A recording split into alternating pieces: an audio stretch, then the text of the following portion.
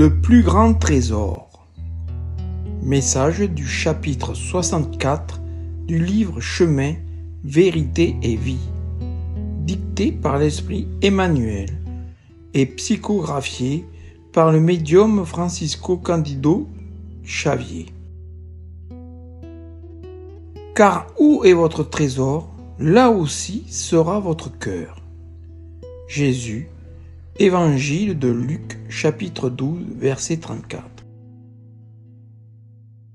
Dans le monde, dès lors que les temples de la foi religieuse se consacrent à la divinité du Père, ce sont des départements de la demeure infinie de Dieu, où Jésus administre ses biens aux cœurs qui sont sur la terre, indépendamment de l'école de croyance à laquelle il s'affilie.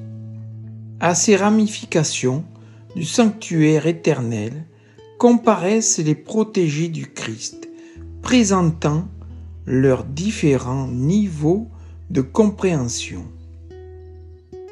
Chacun révèle instinctivement le Seigneur là où il place son trésor. C'est pour cela que souvent dans les diverses enceintes de sa demeure, Jésus reçoit sans y répondre les supplices contradictoires ou stériles d'innombrables croyants de mentalité infantile. L'égoïste parle de son trésor et exalte ses biens précaires. L'avare fait allusion à des préoccupations mesquines. Le jouisseur démontre des appétits insatiables. Le fanatique répète de folles requêtes. Chacun présente son caprice déçu comme la plus grande douleur qui soit. Le Christ entend leur sollicitude et entend l'occasion de leur faire connaître le trésor impérissable. Il reste silencieux, car pour évoluer, l'herbe tendre a besoin de temps.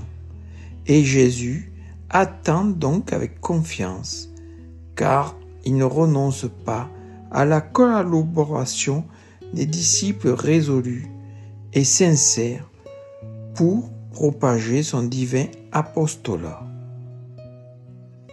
Le moment adéquat venu, ils surgissent sous son influence sublime et le paysage des temples se modifie.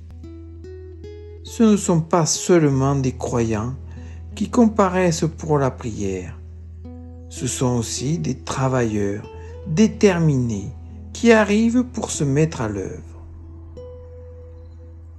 Pleins de courage, prêts à mourir pour que d'autres accèdent à la vie. Ils donnent l'exemple du renoncement et du désintérêt. Ils révèlent la volonté du Père à eux-mêmes et de la sorte, ils répandent dans le monde la compréhension du plus grand trésor qui soit. Recueillis dans la conquête de la lumière éternelle et de l'amour universel qui enrichit déjà leur esprit grandi.